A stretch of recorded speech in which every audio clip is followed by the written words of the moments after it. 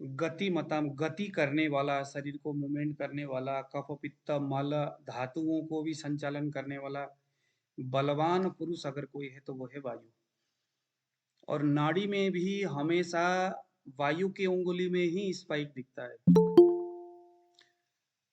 इसीलिए वायु को, क्योंकि हमेशा मतलब लगभग आप यूं लगा लो कि हर किसी की उंगली में वायु वायु के ही उंगली में स्पाइक दिखेगा। वायु की उंगली में स्पाइक, जिस आदमी का दिनचर्या सही नहीं रहता है, जिस आदमी का दिनचर्या सही नहीं रहता है या जिस आदमी का दिनचर्या एकदम सही रहता है, दोनों अवस्थाओं में इंडेक्स फिंगर में ही स्पाइक दिखता है। मेरा कहने का मतलब आपको समझ में आया कि नहीं? जिस आदमी का दिनचर्या सही नहीं रहता है, खान पीन सही नहीं रहता है, उसके वायु के अपान वायु नीचे की ओर, इधर प्रॉक्सिमल कर्वेचर की ओर वो दिखता है। जिस व्यक्ति के दिनचर्या सही है, एकदम लाइफस्टाइल सही है, खान पीन सही है, उसका टाइम टेबल सारी चीजें सही है, उसके प्राण वायु की ओर दिखता है, आगे डिजिटल की ओर दिखता है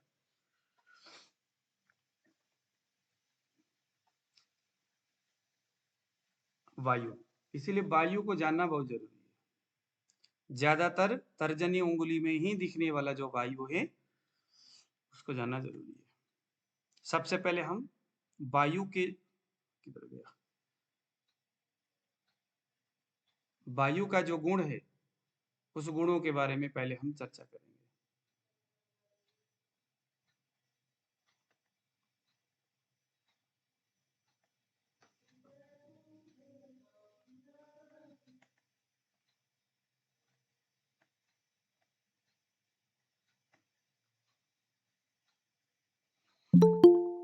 तो वायु का महाभूत कौन कौन से हैं, आप लोगों को अगर याद हो तो बताइए।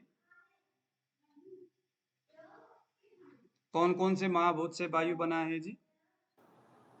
आकाश और वायु। आकाश और वायु, इन दोनों से वायु बना है।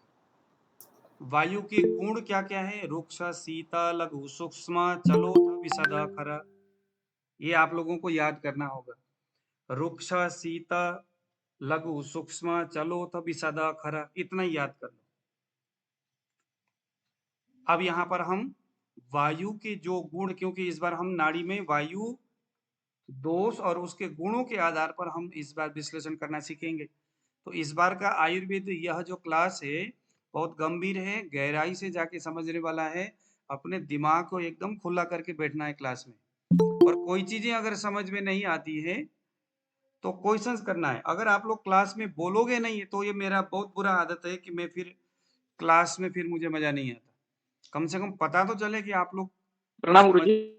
नमस्कार जी, आप लोगों को समझ में आ रहा है नहीं आ रहा है, क्या हो रहा है क्या नहीं हो रहा है। ठीक है, जो समझ में नहीं आ रहा है आपने बोलना है सर ये समझ में नहीं आया, हैंड रेज करना है और उसके बाद बोलना है। या क्लास के एंड में मैं आपको 5-10 मिनट दे दूंगा, नोट करते हुए रखिएगा क्या क्या चीजें समझ में नहीं आया, वो आपने क्वेश्चन करना है। चलिए जरा सबसे पहले लेते हैं वायु के। एक गुण है जो सबसे अधिक मात्रा में वायु में चलता है, उस गुण का नाम है रुक्षा। वायु के दूसरा सबसे महत्वपूर्ण गुण होता है शीत, और सबसे पहला महत्वपूर्ण गुण होता है रुक्ष। रुक्ष और शीत, इन दोनों गुणों को जानना बहुत जरूरी है। ठीक है, तो रुक्ष को देखते जरा, रुक्ष क्या है? रुक्ष यानी रूखा। मनुष्य के ऊपर, इंसान में रुक्ष, इस रुक्ष का क्या क्या प्रभाव होगा, उसके सिम्टम्स क्या होंगे? तो व्यक्ति में रूखापन, ड्राइनेस दिखेगा। किसी के हाथ को टच करते ही अगर आपको थोड़ा ड्राइनेस लगेगा, समझ लो रुक्ष गुण बढ़ा है। फेस को देख करके, शरीर को देख करके रूखापन लगेगा, लगता है ना भाई बड़ा रूखा रूखा सा स्किन है आपका, ड्राइनेस बढ़ रहा है शरीर में, क्या हो गया? वायु बढ़ा है, किससे? रुक्ष गुण से। दूसरे नंबर में शरीर कृश होता है। अब बहुत ज्यादा लंबे समय से यह रुक्ष गुण बढ़ा हुआ है तो रुक्ष गुण जो है शरीर को दुर्बल करता है। क्योंकि आकाश महाभूत प्रधान गुण है ये रुक्ष। रुक्ष कौन सा गुण है? आकाश महाभूत प्रधान। और शीत कौन सा है? वात, वायु महाभूत प्रधान शीत है, आकाश महाभूत प्रधान रुक्ष है। कृश शरीर यानी दुर्बल हो रहा है शरीर, रुक्ष तो है ही, क्षीण हो रहा है।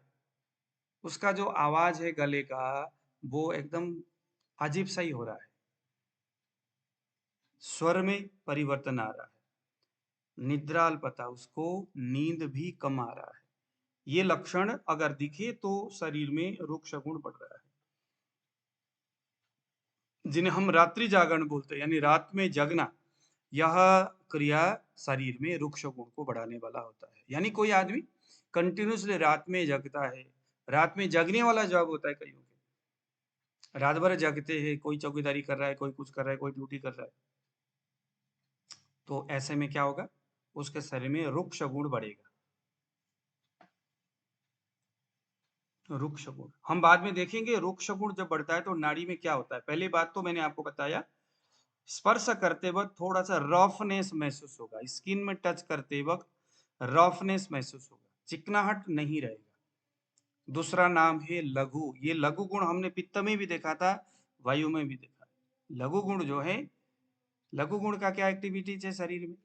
अगर किसी की लघु गुण बढ़ा है तो उसकी चाल बड़ा ढीला होगा, लघु चेष्टा, हल्का चेष्टा वाला, धीरे बोलेगा, कम बोलेगा, बोलेगा ही नहीं, किसी से बात करने की इच्छा नहीं होगी। जिन लोगों को डिप्रेशन होता है, जिन लोगों को मानसिक कुछ प्रॉब्लम होती है, उसमें क्या होता है, लघु गुण बढ़ गया, अल्प चेष्टा, बोलने का उसको मन नहीं करता, कहीं जाने का मन नहीं करता, कुछ खाने का मन नहीं करता। ये हर जगह जो मन नहीं कर रहा है, यानी लघु गुण बढ़ रहा है। लघु भोजी, कम खाया जा रहा है। चंचल, लघु गुण है तो कुछ खाने का तो मन नहीं करता, किसी से बोलने का तो मन नहीं कर रहा है, लेकिन आंखों में चंचलता है, विचारों में चंचलता है, वाणी में चंचलता है, थोड़ा बोलेगा, उल्टे पुल्टे बात करेगा, निकल जाएगा। चंचल, लघु भोजी, कम भोजन करना, चेष्टा कम करना। दूसरे नंबर में है चल गुण। चल गुण, चल यानी मूवमेंट करना। अब ये जो चल गुण है, इसका संबंध हमारे मन के साथ भी है और शरीर के साथ भी है। मन में चल कैसा, जैसे अभी मैं यहाँ बैठा हूँ, झुरट करके मेरा मन जो है पहुंच जाता है हरिद्वार में, डुबकी मार रहा होता है, मैं यही हूँ, डुबकी मार रहा हूँ उधर। चल गुण के बड़े अस्थिर, अस्थिर अस्थि, शरीर में, हमारे हड्डियों में cut cut cut cut cut cut आवाज करना, चल गुण बढ़ गया। रुक्ष गुण बढ़ने से भी ऐसा होता है, ड्राइनेस, सारी उसके अंदर की चीजें, चिकनाहट खत्म हो गई, तो घुटनों में कट कट कट कट, चल गुण, रुक्ष गुण।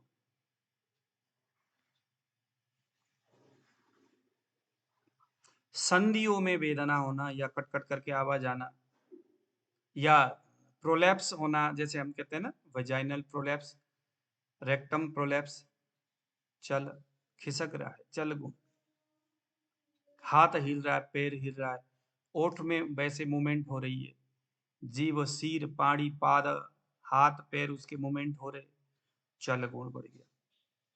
ध्यान रखो, चल गुण बढ़ गया।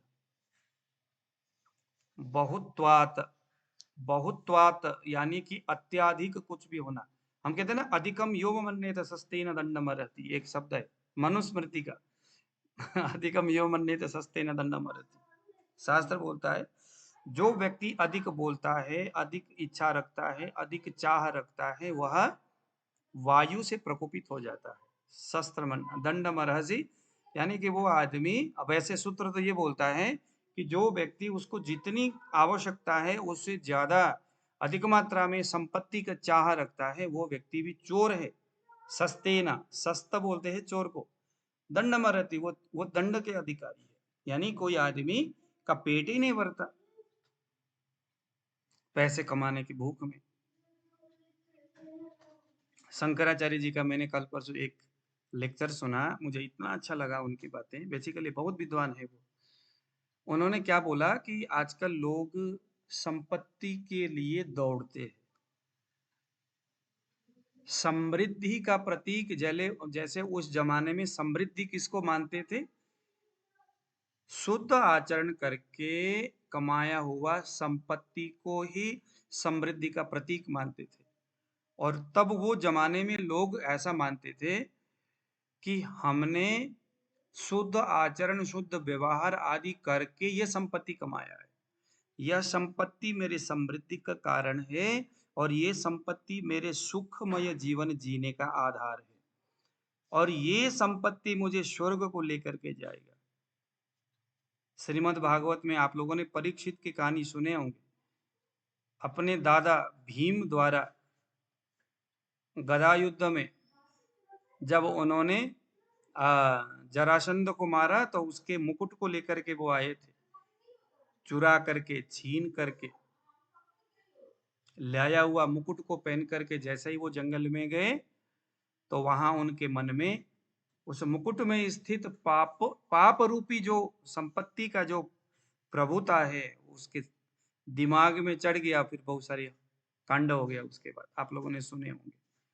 तो यानी संपत्ति भी स्थिर और अस्थिर प्रकृति का होता है। तो शंकराचार्य जी बोल रहे हैं कि आजकल लोग संपत्ति कमाने में इतने अंधे हैं, स्त्रियों को बेच के अपने पत्नियों को बाहर ले जाकर के स्टेज शो कराते हैं, नचाते हैं, अर्धनग्न अवस्थाओं में बाहर लड़कियां या मतलब ऐसे, और वो कमाई कर रहे हैं उससे बहुत बढ़िया। जुआ ताश है, दारू पिला करके, ये सब के सब संपत्ति कमाने का माध्यम बन गया आज के जमाने में, और इससे हम कहते हैं हमने बहुत अच्छा कमाई किया। लेकिन वह संपत्ति हमारे समूचे जो जिन्हें हम कहते हैं पौरुषत्व को समूचा, एक हम एक दिन कहते हैं ना श्री महालक्ष्मी, महालक्ष्मी किसके प्रतीक है? शुद्ध और महत्वपूर्ण पवित्र कार्य करके कमाए हुए संपत्ति पर लक्ष्मी का अधिकार है और वही लक्ष्मी है बेसिकली। तो अगर आप ऐसे उल्टे पुल्टे तरीका से, जिसको शास्त्र ने मना किया है, उस विधि से अगर आप संपत्ति अर्जन करते हो तो संपत्ति तो है लेकिन वो आपके सुख का कारक नहीं है। आपके सुख में कभी वो संपत्ति काम नहीं देगा।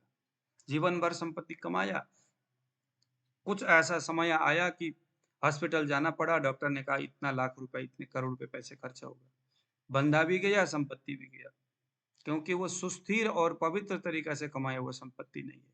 तो वो शंकराचार्य जी कहते हैं कि दुनिया में जो लफड़ा हो रहा है, जो लड़ाइयां हो रही है, लोगों में अस्थिरता जो है, संपत्ति कमाने के बावजूद भी मन में कई प्रकार के, शरीर में मन में उलझने हैं, समस्याएं हैं, वो सारी की चीजों का कारण क्या है? क्योंकि उनकी संपत्ति शुद्ध नहीं है।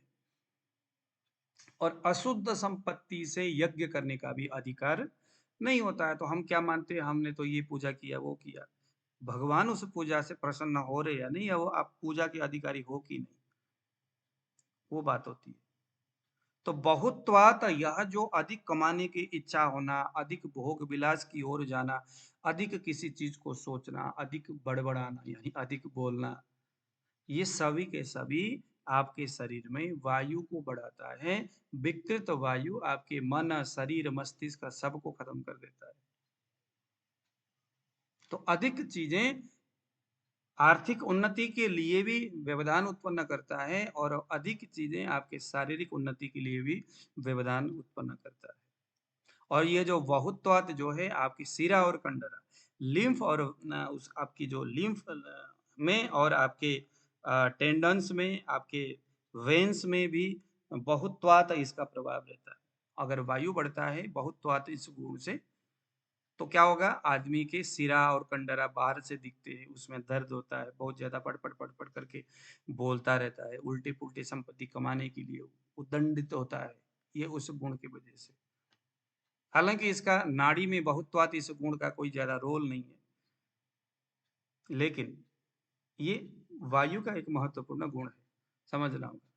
अब आ गया शीघ्र। वायु में एक गुण है शीघ्र, हालांकि चल का संबंध भी शीघ्र से है। तो शीघ्र यानी कि वही चल गुण ही प्रधान हो गया, जहां पर आपको शीघ्रता से काम करना। जैसे वात प्रधान वाले आप जब उसके प्रकृति को, वातज प्रकृति को जब आप देखते हो ना, तो वहां शीघ्रता से काम करना, बहुत जल्दी उद्विग्न हो जाना, बहुत जल्दी रोगी हो जाना, जरा सा कुछ भी हुआ तो हाय तौबा हो जाता है, उसको पता नहीं क्या ही हो गया शरीर में। जल्दी से भयभीत हो जाना, किसी लड़की को देखा तुरंत आई लव यू बोल दिया, और लड़की ने पता नहीं कुछ हाँ बोला ना बोला, दूसरे दिन फिर उसके साथ विराग हो गया, यानी नफरत हो गई।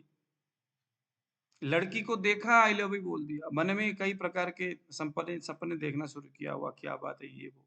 लड़का को देखा वही हाल हो गया, कोई अच्छी चीज को देखा मन मचलना शुरू हो गया कि भाई मुझे तो वो लेना ही है चाहे जो मर्जी हो जाए। एक दिन ले लिया, दूसरे दिन से वो फिर कहाँ है कैसा है लेना देना ही नहीं है। ये वायु के शीघ्र गुण बढ़ने से ऐसा होता है। श्रुतग्राही, अब इसमें एक अच्छी चीज है, जो सुना जल्दी से ग्रहण कर लेता है, मतलब याद की वो पराकाष्ठा जिन्हें हम कहते हैं, कितना तेजस्वी है, कितना कितना तीखा बुद्धि है। तो ये तीक्ष्ण बुद्धि जो है वायु से होता है।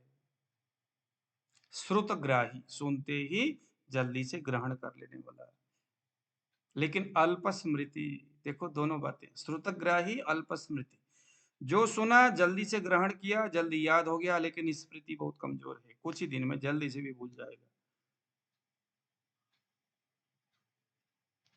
किस गुण की वजह से है जी? शीघ्र गुण की वजह से। ये नाड़ी में पकड़ में आता है, बाद में हम सिखा देंगे। अब आ गया शीत गुण, जो नाड़ी में सबसे महत्वपूर्ण है और रोगों में भी हर जगह ये बात आती है। शीत गुण, शीत गुण क्या है? शीत असहिष्णुता। किसी के शरीर में शीत गुण बढ़ा है, वायु के शीत गुण बढ़ा है, तो ठंडी चीजें उसको अच्छी नहीं लगती, विशेष करके ठंडे पानी में नहाना, ठंडे पानी में रहना। शीत कंप, शरीर कांप रहा होता है, रोंगटे खड़े हो जाते हैं। और स्तंभ, स्तंभ का एक अर्थ आलस्य भी होता है, क्योंकि शीत गुण उधर कफ में भी है, हमने पढ़े है ना। शीत गुण कफ में भी है, वात में भी है। द्रव गुण कफ में भी है, पित्त में भी है। लघु गुण वायु में भी है, पित्त में भी है। अब देखो ये तीनों गुण, तीनों जो दोष है, एक दूसरों के सहयोगी होते हैं, एक दूसरे के मित्र होते हैं। लघु गुण पित्त में, लघु गुण वायु में, तो वात पित्त लघु गुण के कारण से मित्र हो गए कि भैया मेरा एक चेला लघु नाम का है, आप दोनों के स्वभाव एक ही है। लेकिन वायु के लघु रुक्ष गुण प्रधान, शीत गुण प्रधान होता है। क्या होता है? वायु का लघु कैसा है? ठंडे गुण वाला है, और पित्त का लघु कैसा है? गर्म गुण वाला है, बस फर्क इतना ही है। जहां नाड़ी नाड़ी में उष्ण स्पर्श होते हुए लघु गुण दिख रहा है, वहां पित्त है। जहां नाड़ी में शीत स्पर्श होते हुए, छूने पर ठंडा लगता है, नाड़ी में शीत स्पर्श हो रहा है, साथ में लघु गुण अगर दिखता है, तो ये वायु का है। शीत स्पर्श का मतलब उसके शरीर में शीत से असहिष्णुता, मतलब पंखे के नीचे रहना उसको पसंद नहीं है। गर्मी के मौसम में भी कई सारे लोग पंखे बगैर चलाए बैठते। पूछो कि भैया आप तो इतने गर्मी पंखे चलाए नहीं। चैत बैसाख ज्येष्ठ आषाढ़ महीने तक भी, कम से कम भी अप्रैल महीने तक भी पंखे नहीं चलता। जहां देख लो अप्रैल महीने में पंखे जिसके यहाँ पर बंद है, जिस व्यक्ति के नीचे, समझ लो इसके वायु शीत गुण से बड़ा हुआ है पक्का। शीत असहिष्णुता, शीत यानी ठंडी चीजों से अच्छे ना लगना, शीत कंप और स्तंभ। अब आ गया पारुष्य। पारुष्य यानी खुरदरापन, पारुष्य इज इक्वल टू खुरदरापन। रुक्ष का मतलब होता है जैसे किसी के स्किन में थोड़ा नाखून से कुरेते थोड़ा सफेद सफेद सा निकलता है ना, रूखापन थोड़ा लिखता है निकलता है। लेकिन पारुष्य में तो क्या हो जाता है, एकदम फट जाता है। केस डैंड्रफ होना शुरू हो जाएगा, केस उखड़ना शुरू हो जाता है। श्मश्रु, दाढ़ी मूछे एकदम गायब हो जाते। रोम, सारे रोम छिद्र खत्म हो जाता है, निकल जाता है। नाखून या तो एकदम सफेद हो जाएगा या एकदम रफ हो जाएगा। दांत वैसे ही होगा, मुंह वैसे ही होगा, हाथ वैसे ही होगा, पैर के तलवे में हमेशा कट दिखता है। पारुष्य। और एक और शब्द है जिसका नाम है वैसद्य। वैसद्य भी लगभग विशद गुण है ये। तो विशद गुण भी, विशद गुण क्या है? विशद गुण भी एकदम, जहां मान लीजिए कि एक जगह कीचड़ था, तो वो क्लेद हो गया, क्लेद यति थी कीचड़, कफ बढ़ गया यानी कीचड़ हो गया। जैसे किसी के शरीर में घाव बन गया, कट गया कहीं, वहां मवाद भी है, वहां एकदम बदबू भी आ रहा है, कीचड़ जैसा लगता है ना? मक्खियाँ भनक वो कर रही है, इतना बड़ा उसके मतलब अजीब-सा ही बड़ा बुरा-सा दिखता है। तो क्या हो गया उसमें क्लेदर बढ़ गया। उसके विपरीत जहाँ वो कुछ उसने दवाई खाया, कुछ किया, क्या हो गया धीरे-धीरे सूख रहा है, सिमट रहा है, छोटा हो रहा है, कीचड़ खत्म, गंदगी खत्म, जो पहले जो गीला-गीला सा था एकदम ड्राई हो गया, पूरा सूख गया, चिमट गया जी पूरा। अभी कोई नामो-निशान नहीं है। क्या हो गया? उसमें वैशद्य गुण बढ़ गया, यानी उसमें विशद गुण बढ़ गया। लेकिन अब यही गुण अगर शरीर के अंदर ज़्यादा होगा तो क्या होगा? पूरा शरीर के पानी को, कफ जो अलग-अलग कल हमने पढ़े थे ना, श्लेषक कफ, तो पूरे जो शरीर में श्लेषण कर रहा था, अवलंबन कर रहा था, चिपक रहा था, ग्रीस वगैरह बन रहा था, पूरा शरीर में चिपक रहा था, वो सब के सब क्या हो जाएगा? पूरा चिपक जाएगा, एक जगह सिमट जाएगा, सूख जाएगा। सूखने से क्या हो जाएगा? चलने में, संधियों में कट-कट करके आवाज़ आ रहा है। अंगों में स्फुटन, हाथ इधर करेगा कट करके, इधर कुट करेगा, इधर कुट करेगा, इधर कुट करेगा। लेकिन कुट वो नाभि में नहीं करेगा, 1, 2, 3 आजकल तो ये कायरो वाले इतने हो गए कि वो पता नहीं, वो नाभि को ऐसे पकड़ के ऐसे खींचेंगे, कट करके आवाज़ आता है। अरे तेरी नाभि में कौन-सा कोई संधि है? संधियाँ कहाँ हो, जहाँ संधि होगा वहाँ आवाज़ आएगी। नाभि में कौन-सा संधि आ गया भैया? तो सारे उल्टे-पुल्टे काम। तो विशद गुण जैसे-जैसे बढ़ता है, वैसे-वैसे संधियों में स्फुटन, यानी कि उसमें ये सारी चीज़ें होता है। ठीक है? अब देखते हैं ऐसे इस तरह के गुण वाले वायु।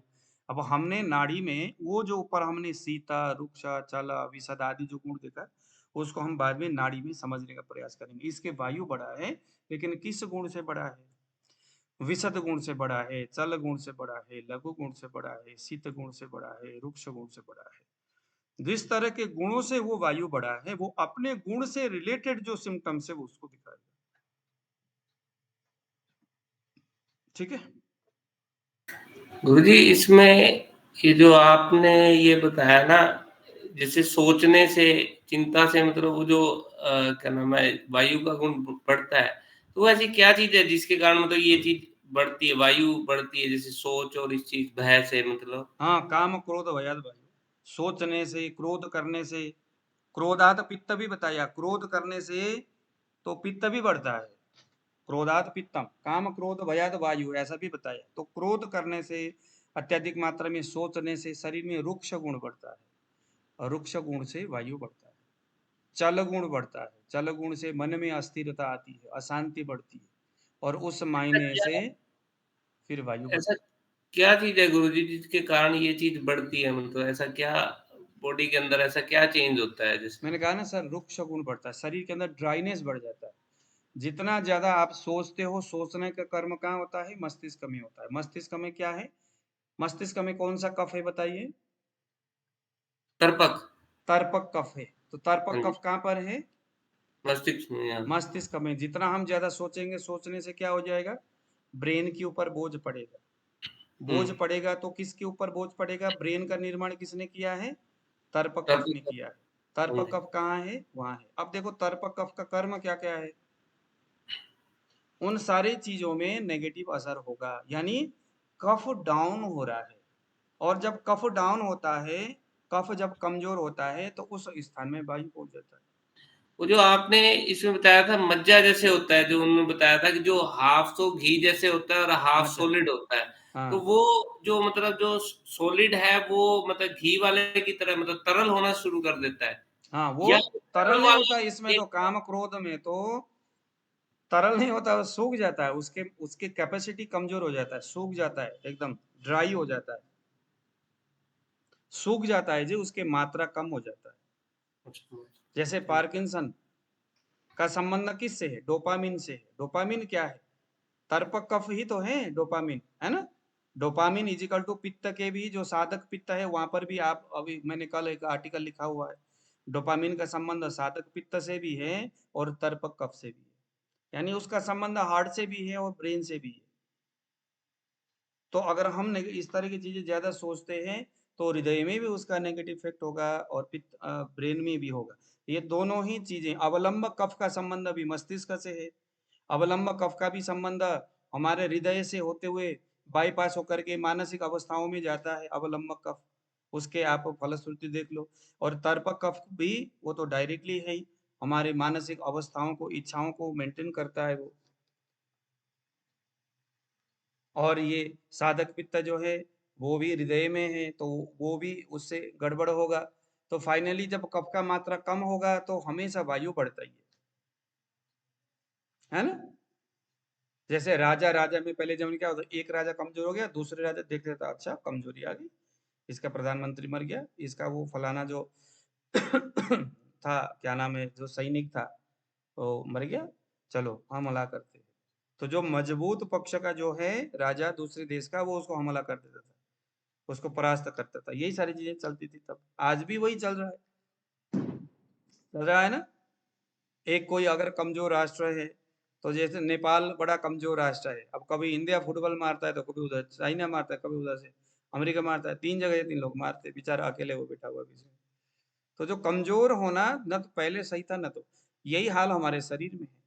अगर उस महीने में कमजोर होगा, तर्पक कफ कमजोर हो गया, कमजोर होते ही वायु पहुंच जाएगा वहां पर। और जैसे वायु जाएगा, वायु काम करने के है ही नहीं यहाँ पर। जैसे होता है ना कि भाई आपके घर में चार नौकर थे और करते करते आपको काम करने की आदत खत्म हो गई, रोटी बनाने की आदत रही नहीं, अचानक सारे नौकर भग गए रात को पैसे वैसे लूट लाट करके। अब पैसे लूट लिया गया, उसका एक टेंशन है, और रोटी कौन बनाए अब दूसरा वो टेंशन है। तो ये सारी चीजें। अब हम बात करेंगे इस तरह के गुण वाला वायु हमारे शरीर में कहाँ कहाँ रहते हैं। अभी आप में से किसी का कोई सवाल है, कोई क्वेश्चन से बताइए जरा। नहीं है। गुरुजी गुरुजी। ये जो शीत गुण जो आपने बताया कि जैसे मतलब आदमी को क्या नाम है, जैसे हवा पवन होती है वो लगती है बॉडी के ऊपर, महसूस होती है, जैसे मतलब शीत गुण सा जैसे महसूस होता है, ठंडक सी जैसे महसूस होती है, तो वो ये वायु का वही वाला गुण है, शीत वही, गुण है। वो भी है। जैसे किसी किसी को ठंडी वो लग जाती है ना, जैसे शरीर में एकदम कभी कभी बड़ा कड़क सा हो जाता है, और एकदम शरीर, कहते हैं ना ठंडा लग गया शरीर में, कहते हैं ना ठंडी लग गई। कभी वो बरसात में भीग करके आता है तो भी हम कहते हैं ठंडी लग गई, तो क्या हो जाता है, नाक से पानी आना, अगड़म बगड़म सारा होता है। तो वहां पर भी वायु ही प्रधान रूप से शीत गुण से बड़ा हुआ रहता है। और जैसे हम वहां पर स्टीम लेते हैं, तो स्टीम लेने से क्या होता है, वायु उष्ण गुण से हो जाता है, तो उस फिर अपने आप शीत गुण। जैसे आप कहीं पहाड़ों से पैदल आ रहे हो, ठंडे लग पड़ा शरीर में, आप बुखार आना शुरू हो जाएगा, तो वहां पर भी आप बढ़िया सा स्टीम दे दोगे, मसाज करोगे, आराम करोगे, तो देखो आपका बुखार एकदम ठीक हो जाएगा। तो शीत गुण का संबंध वायु से भी है, कफ से भी। ठीक है, चलिए क्वेश्चंस अभी बाद में करेंगे, पहले सुन लीजिएगा। पहले अब ये जो वायु है, इस तरह के गुण वाले वायु कहाँ कहाँ रहते हैं। एक तो वायु वस्ती पुरीसाधानम, पक्वाशय कटि शक्ति पाद अवस्थिनी पक्वाशयस्य वातस्थानानि तत्रापि पक्वाशय विशेषण। चरक संहिता सूत्र स्थान में आया हुआ ये शब्द कि भाई वायु कहाँ का रहता है। तो पहले नंबर में तो वस्ती में रहता है, हमारे नाभि से नीचे का जो एरिया होता है सभी वस्ती स्थान है, चाहे किडनी हो, चाहे गॉल ब्लैडर हो, चाहे हाँ, चाहे किडनी हो, चाहे आपका क्या नाम है, अंदर के सारे है ना, जैसे वजाइना हो गया, ये सारी जो चीजें हैं, ये किस में आ गया, वस्ती स्थल में आ गया। बड़ी आंत हो गया, मल द्वार हो गया, मलाशय हो गया, गर्भाशय हो गया, ये सारे के सारे वस्ती स्थान में आ गया। तो वस्ती कहते ही वायु के संदर्भ में दो तीन चीजें आता है, यूरिन और मल, मूत्र के और पुरुष का जो जहां पर वो रहते हैं, उन स्थान में वायु का मूल स्थान है। वायु का वायु का मूल स्थान कहाँ है, उसी जगह में है। तो वहीं पर रह करके और वो हो गया, ठीक है। और उसके बाद आ गया कटी, श्रोणी भाग, कटी स्थान। कटी का मतलब है आपके ये जो जहां पर बेल्ट पुरुष लोग बांधते हैं ना, उसके कोने में लेफ्ट राइट में देखोगे हड्डी है, उस हड्डी के 2 इंच ऊपर का जो भाग होता है ना, कोहनी बोलते हैं जिसको हम, वो कटी प्रदेश हो गए। कटी इज इक्वल टू कोहनी।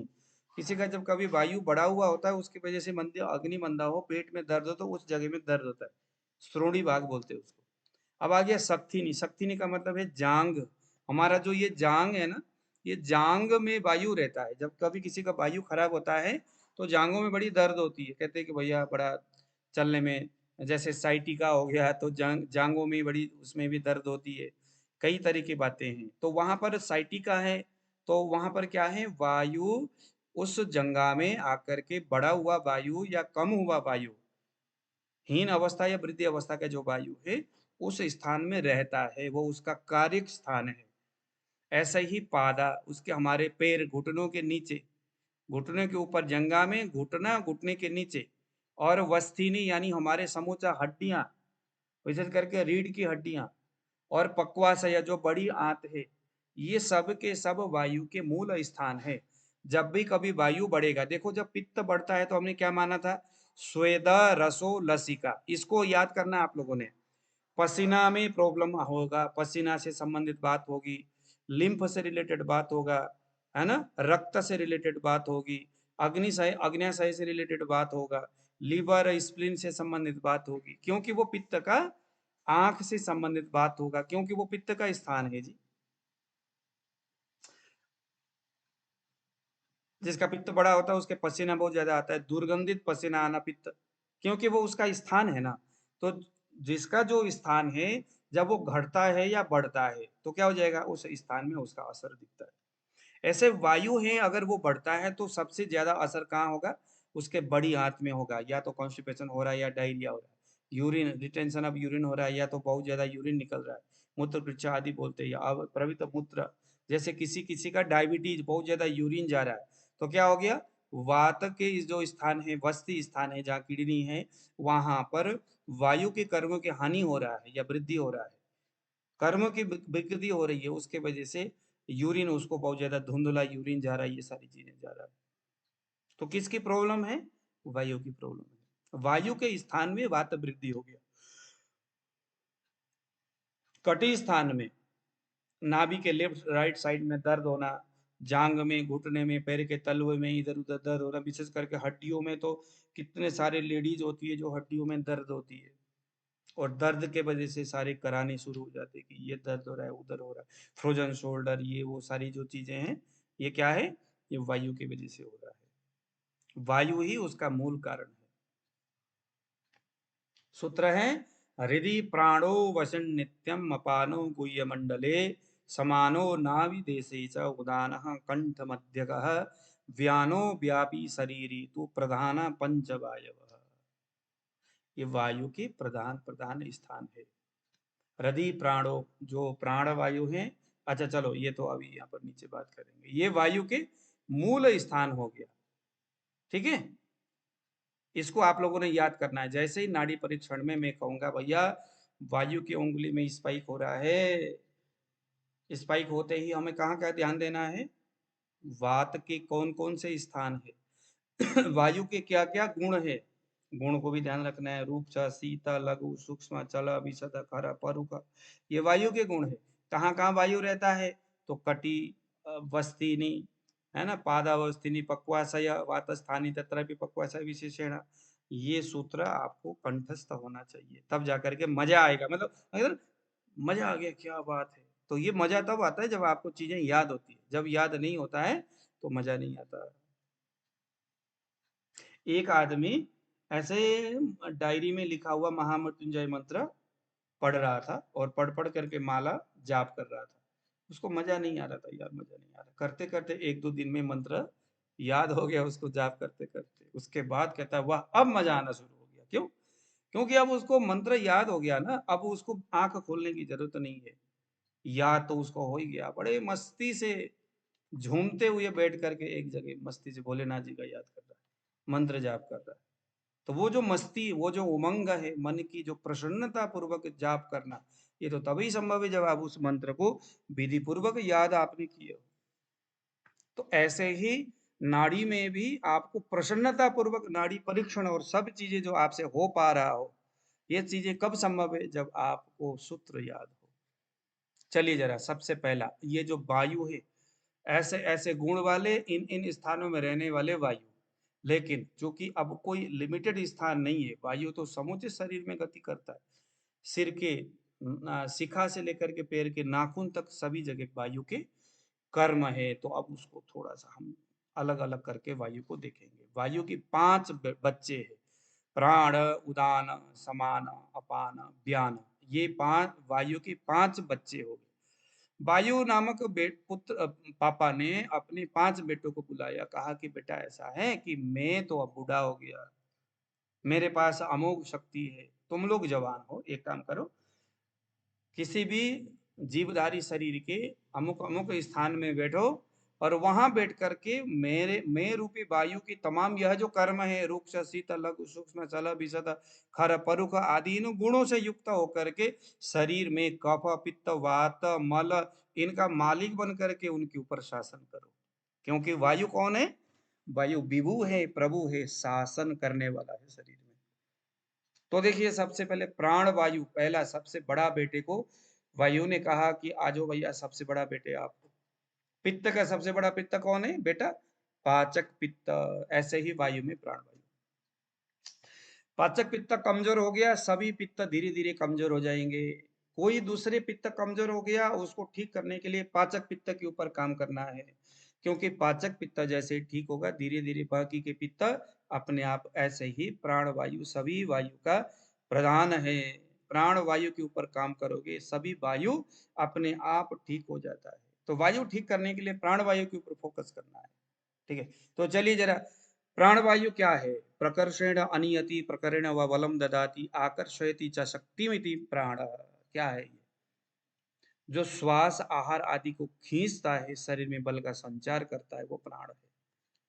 तो प्राण का कर्म क्या हो गया? श्वास से जो भी हम खा रहे हैं, चूस रहे हैं, पी रहे हैं, चूस रहे हैं, चाट रहे हैं, ऑक्सीजन को, श्वास को खींच रहे हैं, उन सभी चीजों को शरीर के अंदर ले जाना और उसको एनर्जी में कन्वर्ट करना, ये वायु, विशेष करके प्राण वायु का काम है।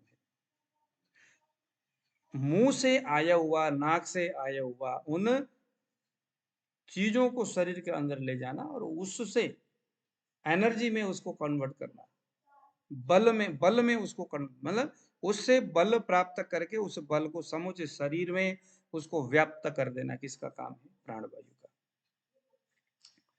स्थानम प्राणस्य मूर्धर, मूर्ध, उरु, हृदय।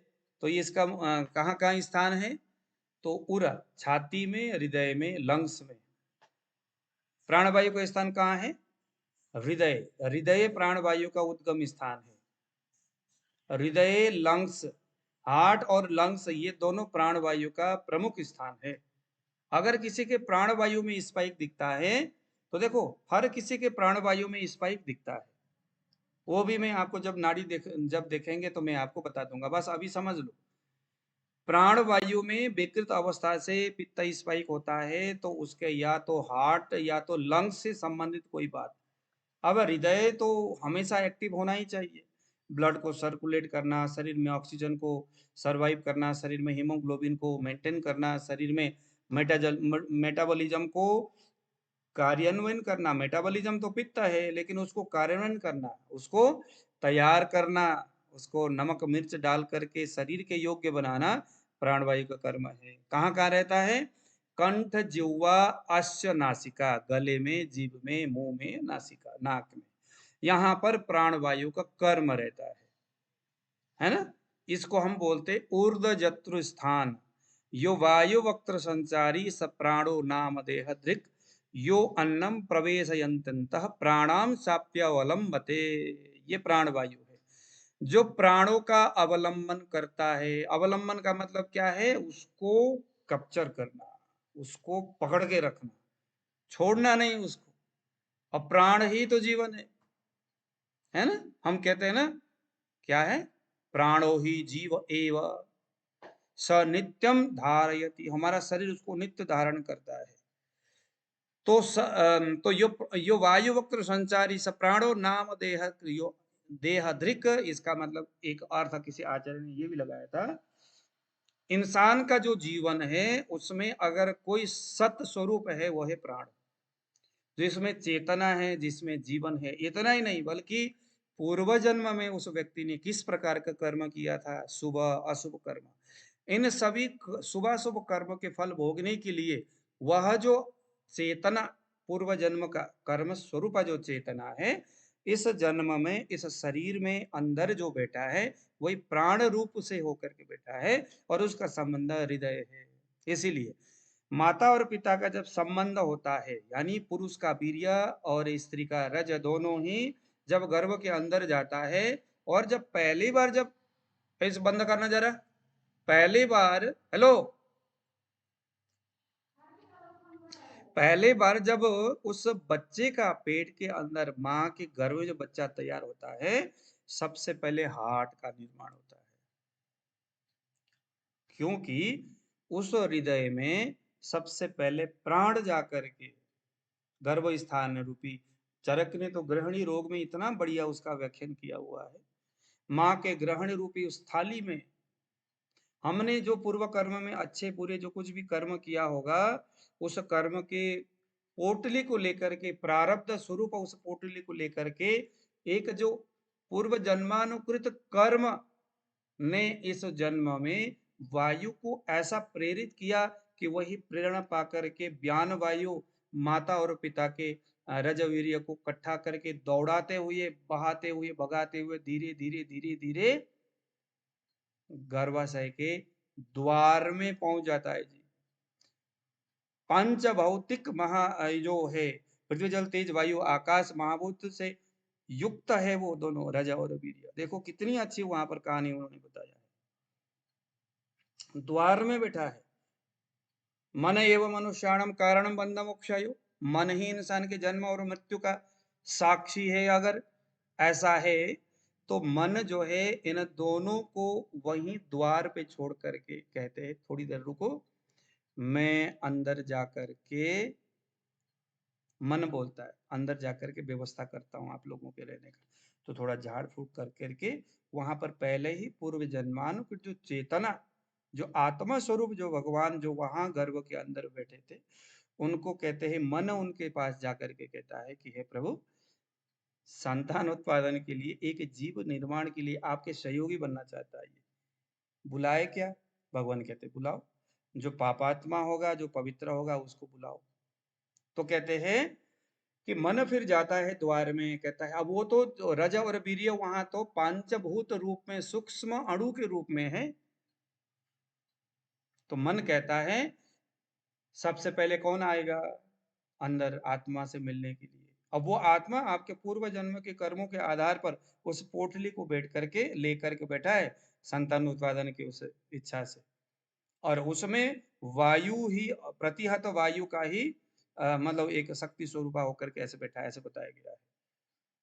फिर मन ने जैसे ही उसको बोला, अब उस माता और पिता के रजवीर्य में जो महाभूत देदीप्य होगा, तेजस्वी होगा, अधिक मात्रा में कार्यकारिणी शक्ति से युक्त होगा, वो सबसे पहले आएगा और अंदर बैठा हुआ अंतकरण स्वरूप जो आत्मा है उसको गले से लगाता है। मान लीजिए कि उस रजवीर्य में से महाभूत जो था, उसमें से पृथ्वी महाभूत बहुत ज्यादा एक्टिव था, वो आ गया, कहा महाराज नमस्कार जी, आज वो बेटा गोदी में बिठाया, फिर दूसरा आया, फिर तीसरा, चौथा आया। तो सबसे पहले जो गया, जो सबसे पहले गया उस बच्चे के शरीर में, वह ही जन्म प्रकृति का प्रारूप बन जाता है। पृथ्वी महाभूत गया है तो कफ उसका जन्म प्रकृति, पृथ्वी महाभूत प्रधान जो कफ है वो उसका जन्म प्रकृति स्वरूप बन जाता है। उसका समूचा शरीर, उसके समूचे जीवन में, चाहे वो जो मर्जी खाए, जो मर्जी पिए, जो कुछ भी कर ले, कितना ही रोग हो, उसका वह जो पृथ्वी महाभूत प्रधान जो कफज प्रकृति है वो कभी भी विचलित नहीं होता। वो है जन्म प्रकृति। ये प्रकृति भी 10-12 तरह के अलग अलग होते हैं। जन्म प्रकृति, दोष प्रकृति, जन्म दोष साहित्य प्रकृति, जन्म साहित्य प्रकृति, दोष विकृति, ऐसा करके ना 12 अलग अलग नाम अष्टांग उसमें आपका चरक संहिता में ऐसा गिनाया गया है। ठीक है, तो उस तरह से वहां पर उनका जन्म हुआ। वो प्राण, क्योंकि वह जो प्राण जो है उसको करना पड़ेगा, क्योंकि भगवान की आज्ञा है, भगवान ही इस जीवन का, इस सृष्टि का संरचयिता है। किसी के, उनके इच्छा के बगैर कुछ नहीं होता इस दुनिया में। हमारे पास चेतना नहीं है, हम उसकी इशारा को नहीं जानते। नहीं तो गीता में भी भगवान कहते कि भगवान की इच्छा के बगैर पत्ते तक नहीं हिलता, डेफिनेटली नहीं हिलता। लेकिन वह जो आत्मा है ना, पूर्व जन्म के कर्मों से प्रेरित होकर के पराधीन, स्वतंत्र नहीं है वो आत्मा। मेरे शरीर में जो है आत्मा, वो क्या है? पराधीन है। पराधीन कैसे है? किसके अधीन में है वो आत्मा? वो आत्मा जो मैंने पूर्व जन्म में कर्म किया था, जैसा अच्छा बुरा कुछ भी किया था, वही तो गठरी लेकर के वो आत्मा आया है। और भगवान ने कहा है कि जब तक वह कर्म नाश नहीं होता, उसका शुभ अशुभ फल जब तक नाश नहीं होता, तब तक तुम साक्षी बन करके उसके हृदय में रहो। उसके कर्मों का पूरा, अच्छे बुरे कर्मों की सारा चीजें खत्म करके फिर बाद में मेरे शरण में आओ। तुम तो मेरे ही तो हो, मेरा ही एक अंश हो। तो इस रूप में, लेकिन फिर भी अगर वो आदमी के हृदय में वो आत्मा रहता है, तो भगवान कहते हैं कि प्राण रूप में तुम वहां पर उसके शरीर में रहोगे। कभी कभी एक शास्त्रकार बोलते हैं कि वह आत्मा प्राण रूप में मेरे हृदय में निवास करता है। वो कभी भी आपके शरीर को प्यार नहीं करता, वो रहना नहीं चाहता। वो कहता है कि भैया जल्दी खत्म करो यार, तुम अपने पूर्व जन्मों की कटरी को जल्दी खत्म करो, हम इस शरीर को छोड़ करके परमात्मा के चरणों में जाना चाहते हैं। इसीलिए जब हम श्वास छोड़ते हैं तो कहते हैं वो जो प्राण है, वो पूरा अपना झोली तुम्बा सब कुछ बांध करके शरीर छोड़ करके जाने का प्रयास करता है, निकल जाता है नाक से। लेकिन मेरा कर्म का, वो पूर्व जन्मों का कर्म स्वरूप जो बंधन है, पूर्व जन्मों का कर्म का जो पोटली जो अभी अंदर पड़ा हुआ है ना, अवश्य में भोक्तव्यम कृतम कर्म शुभ शुभम। मैंने जो भी पूर्व जन्म में, इस जन्म में अच्छा बुरा कर्म किया, वो भोगना ही पड़ेगा। जो मैंने पूर्व जन्म में किया था उसको मुझे भोगना ही पड़ेगा। वो भोगने के लिए, उसके लिए तो भगवान ने उसको भेजा है प्राण रूप में। वो खत्म तो हुआ ही नहीं है। तो कहते हैं कि बाहर झोले तुम्बा लेकर के निकल के भगने के चक्कर में जो नाक से प्राण जो बाहर निकला था, वो उस बंधन से बंधा हुआ प्राण दोबारा फिर हृदय के अंदर अनायास, न चाहते हुए भी प्रवेश करता है। तो ये कंटिन्यूसली चलता रहता है। प्राण बाहर जाता है कि ताकि इसको सदा छोड़ करके जाऊं, लेकिन मेरा जो कर्म फल उसको बांध करके जो ऐसे रखा है कि उसको छोड़ करके कभी जा नहीं सकता। प्रारब्ध के उस बंधन से वह इतना इस हिसाब से मेरे शरीर से बंधा हुआ है कि वो चाह करके भी छोड़ करके नहीं जा सकता। तो इसी को आयुर्वेद में प्राण शक्ति और इसी को धारण शक्ति बोलते हैं। वही प्राण हमारे शरीर को, इवन शरीर ही क्यों, हमारे पूर्व जन्मों के अच्छे बुरे कर्मों के प्रभाव को भी धारण करके इस जन्म में रखता है। वही है प्राण। और इसको हम इंडेक्स फिंगर से देखते हैं। और वह प्राण शरीर का धारण करता है, बुद्धि का धारण करता है, इंद्रियों का धारण करता है, हमारे समूचे शरीर के जो धमनी है उनका ये धारण करता है। ऑक्सीजन का ग्रहण करना, उसको संवहन करना पूरे शरीर में, थूकना, छींकना, उद्गार लेना, वमन करना, शरीर के अंदर अन्न का प्रवेश करना, बहुत सारे एक्टिविटी जिन्हें हम चेष्टा बोलते हैं, उसका प्रबंधन करना, क्या करना क्या नहीं करना, कहाँ जाना कहाँ नहीं जाना, कौन अच्छा कौन बुरा, सारी इसको चेष्टा बोलते हैं आयुर्वेद में। तो ये सब के सब चीजों को प्रबंधन करना, मनोनिग्रह, कब मन को एक्टिव करना, कब क्या करना, मन कहाँ स्थिर रहे, कहाँ अस्थिर रहे, कहाँ चंचल रहे, कब मन सुस्त रहे, ये सब के सब उसका दाता, उसका मालिक कौन है? प्राणवायु। मनोनिग्रहण कहते हैं ना कि मन, अगर हम मन को जीत पाए तो अच्छी बात है, तो मन को जीतने की तरफ नहीं जाना। मन कभी कोई जीत नहीं सकता, तो जीत किसको सकते हैं? हम उस प्राण को जीत सकते हैं। इसीलिए कहते हैं कि जो रोज मेडिटेशन करता है, प्राणायाम करता है, जो नित्य संध्योपासन करता है, गायत्री का मंत्र जाप करता है, ऐसा बताया जाता है कि वह उस प्राणों का भी आधान कर सकता है, उसको बांध सकता है। जैसे ही वह या कोई व्यक्ति प्राणों को बांधता है, वह अपने समूचे मन को निग्रहण कर सकता है। फिर वो चाहे घर के बीच में रहे, समाज के बीच में रहे, जंगल के बीच में रहे, जहां भी जाए, जहां भी रहे, वही सबसे बड़ा संत है, वही सबसे बड़ा यज्ञ पुरुष है, वही वही सब कुछ है। फिर उसने दुनिया देख लिया, दुनिया जीत लिया, सारा संसार जीत लिया, भगवान ही उसने जीत लिया। अर्जुन जो गीता में कहते हैं मनोनिग्रह की बातें, कि हे भगवान किसी भी हाल में ये मेरा मन निग्रह नहीं होता, तब भगवान क्या कहते हैं, भैया मन की उधर छोड़ो, मन अत्यंत अत्यंत चंचल है, उसको कोई निग्रहण नहीं कर सकता। तो क्या करे, भैया प्राण का निग्रहण करो, क्योंकि वो प्राण ही तो मन का पोषण करता है। जैसे प्राण का आप निग्रहण करोगे, प्राण के ऊपर काम करोगे, प्राणायाम आदि करके, यज्ञ तपस्या ध्यान मनोनिग्रहण, क्या कहते हैं आपका ध्यान, ये सारे आहार यम नियम संयम आदि करके, ये सारे के सारे कर्म किसके लिए, प्राण के लिए, मन के लिए नहीं है। जैसे ही प्राण आदान हो जाएगा, निग्रहण हो जाएगा, मन अपने आप निग्रहित हो जाएगा।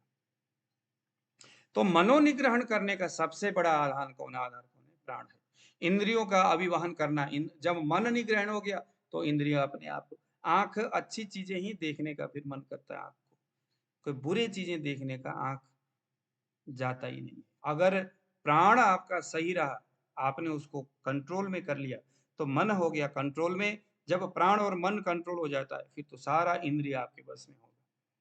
आप जब चाहोगे तब आपका मन और आपके इंद्रिय जो है आपके सपोर्ट करना शुरू करेंगे। नहीं तो वो श्रीमद् भागवत में आपने पढ़े होंगे, धुंधुकारी नाम का जो एक ब्राह्मण का लड़का 5-5 वेश्याओं को लेके आया, और कोई कुछ बोलती, कोई ये लेके आओ, कोई वो लेके आओ, परेशान हो गया, पागल हो गया, मर गया। बाद में धुंधुकारी बड़ा प्रेत बन गया। वहां पर गोकर्ण नाम के उनके भाई, बड़ा अच्छा उसका प्रसंग है भागवत में, तो आकर के बोलते हैं कि भैया ऐसा है कि आपके जो 5 वेश्या थे वो और कोई नहीं है, हमारी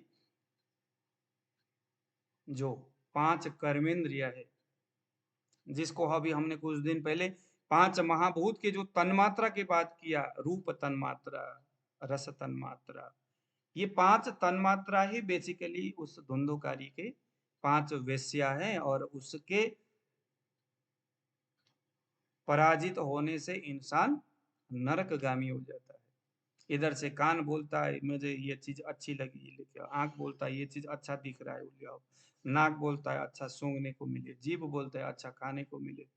तो इंसान इन तन्मात्राओं के साधन में ही लगा रहता है। तो उसको कौन कंट्रोल करेगा, प्राणवायु, क्योंकि इनका वो विभु है, इनका मालिक है। इंद्रियों का अभिवहन करना, प्रकाशन और हर्ष उत्साह करना, मन में प्रसन्नता और उत्साह, ये प्राणवायु का कर्म है। किसी के प्राणवायु में अगर स्पाइक दिखता है तो क्या हो गया, मनोनिग्रहण, इंद्रियों का निग्रहण नहीं हो रहा है, इंद्रियों का निग्रहण नहीं हो रहा है। इसका मतलब क्या है, मल द्वार में प्रॉपर मल नहीं जा रहा है, शरीर में संवहन क्रियाएं, जैसे अभी ऊपर हमने पढ़ा, संवहन नहीं हो रहा है जी। संसारी वायुर्वक्त संसारी सब प्राण हो, ये क्या है, शरीर के संसार क्रिया एक्टिविटीज को कराने वाला प्राण वायु। किसी का यूरिन नहीं जा रहा, कैथेटर लगा करके यूरिन निकालना पड़ रहा है, किसी का स्टूल नहीं जा रहा है, रोज उसको एनिमा दो और स्टूल को निकालो। शरीर एकदम इंद्रिय विहीन हो गया है, उसको शिथिल हो गया, उत्साह नाम का कोई खत्म हो गया। प्राणवायु खराब हो गया तो देख करके पता चलता है उत्साह है ही नहीं, डिप्रेशन में गया हुआ है आदमी। क्या हो गया, शरीर में जो संचरण करने की जो वायु की जो व्यवस्था है, हीमोग्लोबिन लेवल डाउन हो गया। क्या हो गया, प्राणवायु की विकृति होना शुरू हो गई। कैथेटर लेकर के अगला बंदा घूम रहा है ही नहीं, सम्मान शक्ति खत्म हो गई। क्या हो गया, प्राणवायु।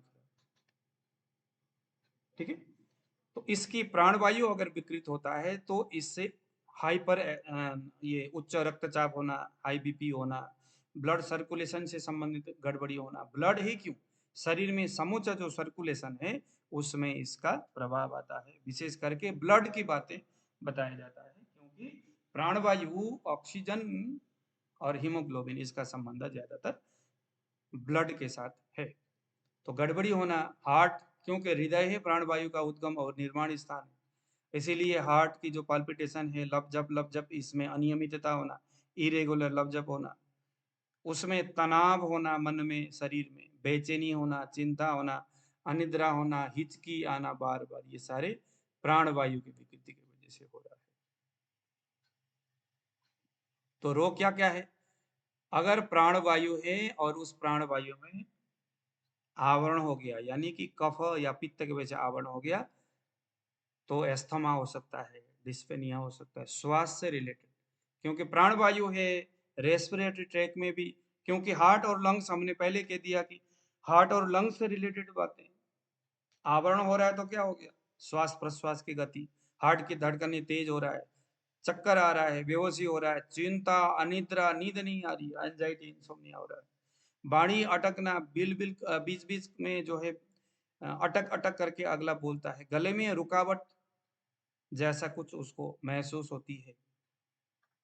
अगर आवरण कफ कफ के वजह से प्राणवायु में आवरण हो गया तो हिचकी आना, खांसी होना, वो तो हमने पढ़ा ही है अब कुछ दिन पहले चरक संहिता में। खांसी हो रहा है, हिचकी आ रहा है, श्वास कास हो रहा है, सब कुछ कफ के आवरण प्राणवायु में होगा। तो मस्तिष्क में रक्त प्रवाह में असंतुलन, अर्धांगवाद, हिमिप्लेजिया जो है वो, और एपिलेप्सी, सीजर अटैक जो है वो प्राणवायु की ही वजह से होता है। वैसे तर्पक कफ में भी ये सारी चीजें बताया गया है। अगर प्राणवायु स्वतंत्र रूप से क्षय हो गया, कमजोर हो गया, डाउन हो गया, उसकी गति में अपने आप ही कमजोरी हो गई, किसी के रुकावट के वजह से नहीं, अपने आप हो गया, तो क्या होगा? फैटिंग सिंड्रोम होगा, लेथर्जी होगा, श्वास की दुर्बलता, हृदय की कमजोरी, चेतना में मंदता, चेष्टा ही खत्म हो जाएगा, स्मृति दोष, पुअर मेमोरी, बार बार बेहोशी हो जाना, और श्वासन संक्रमण की प्रवृत्ति,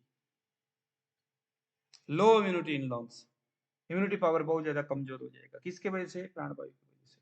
इतना ही नहीं, अभी जो ऊपर हमने कहा मनोबोध, मानसिक अस्थिरताएं होना शुरू हो जाएगा, वो कुछ कुछ कुछ कुछ उल्टे पुल्टी चीजें, ख्याल आता रहेगा कि पता नहीं क्या क्या चीजें होना शुरू होगा। प्राणवायु, उसके कर्म से ही ले लो ना, प्राणवायु के कर्म क्या क्या है वहीं से पता चल जाएगा, उसकी सारी चीजों की हानि होना शुरू हो जाएगा।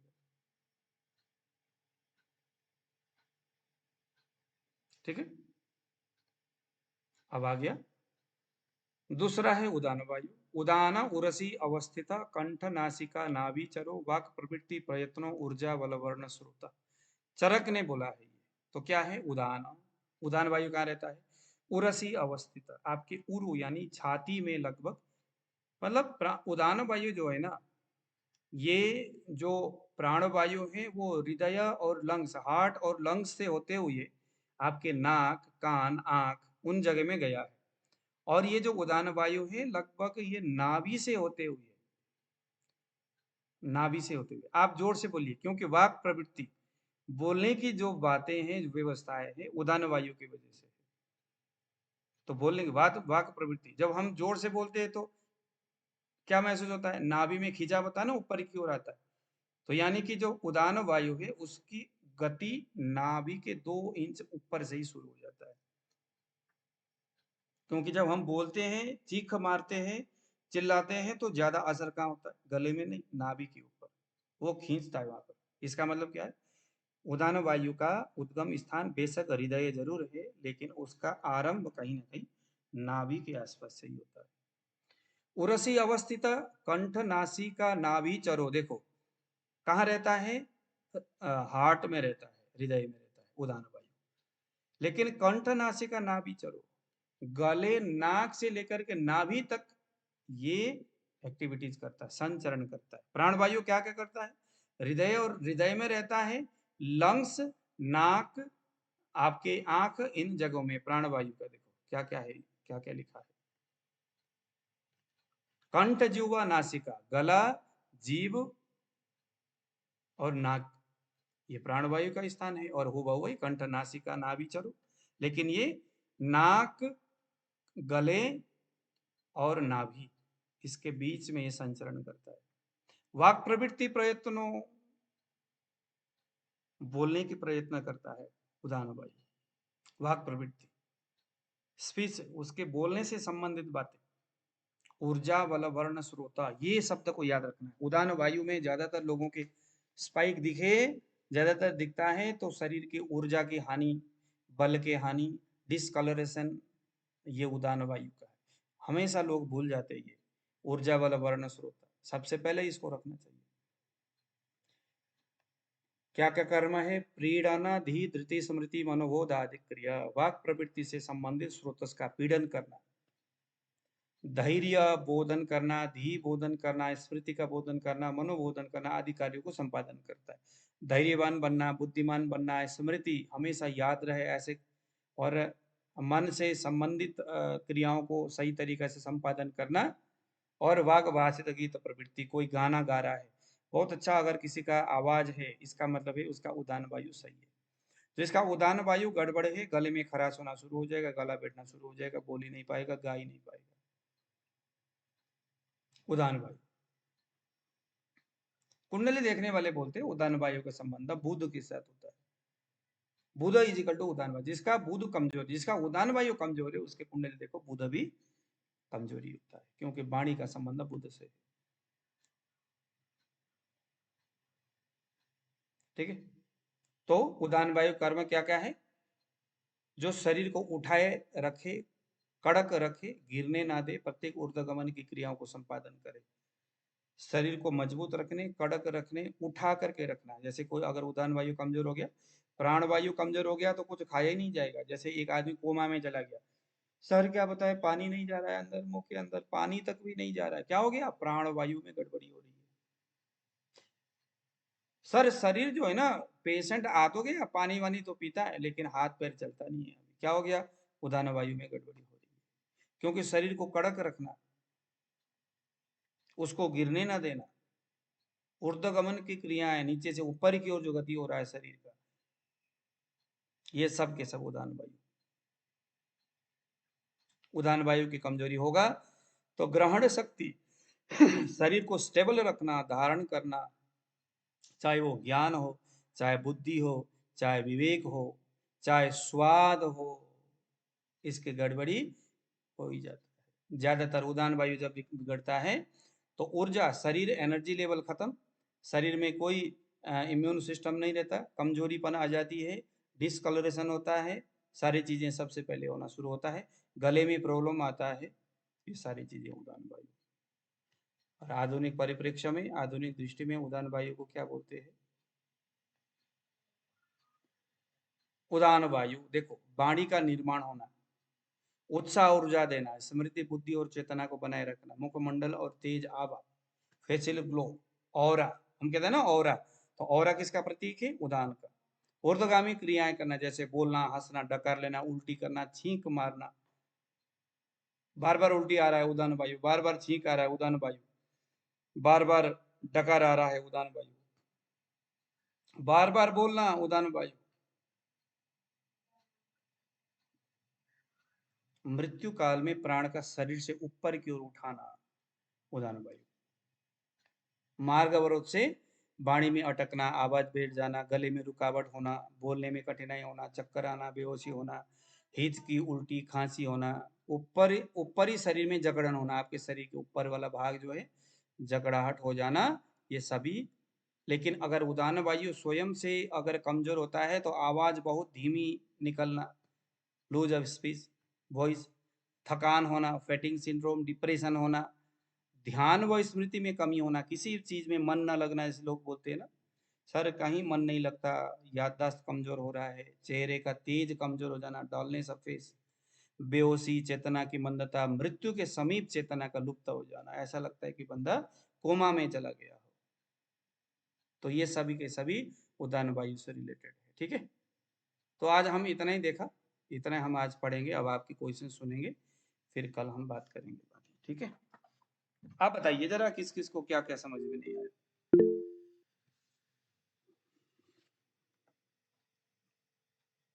हाँ जी। गुरुजी, इसमें हम लोग जो जीवा परीक्षण होती है, हाँ जी, हाँ, उसका भी हम अध्ययन करेंगे इसमें। जीवा परीक्षण देख लेंगे, अब आप लोगों की कैसे क्या कुछ है। मेरे सामने तो सब अगर बोलेगा, क्लास में कैमरे खोल करके बैठेगा, एक्टिव है सभी स्टूडेंट, बढ़िया सा मतलब क्वेश्चंस भी कर रहे, मुंह में प्रसन्नता आ रही है, तब तो भैया मैं सारे चीज पढ़ा दूंगा। सारे नमक खाए मुर्गे की तरह बन के कैमरा बंद करके बैठेंगे इधर उधर, तो भैया अभी मैंने आज से मेरा आयुर्वेद एस्ट्रोलॉजी क्लास ही बंद कर दिया, उसमें कोई बोल ही नहीं रहे थे। तो क्या फायदा है ऐसे, फिर मैं ही कुछ भी बोलता रहूं, क्वेश्चंस करता हूँ, कोई जवाब ही नहीं दे रहे, फिर मजा नहीं आता। मेरा पढ़ाने का जी, मकसद जी। कमाई करना बिल्कुल भी नहीं है। आप लोग कितना दे रहे हो, 2500 रुपया दे रहे हो, जो मैं आपको पढ़ा रहा हूँ ना सर, ये चीजें लोग 40-40 हज़ार रुपया पैसे लेकर के पढ़ाते हैं, वो भी इस हिसाब से नहीं पढ़ाते। दुनिया के किसी भी कोने में जाओ, इतना दिमाग लगा कर मेहनत करके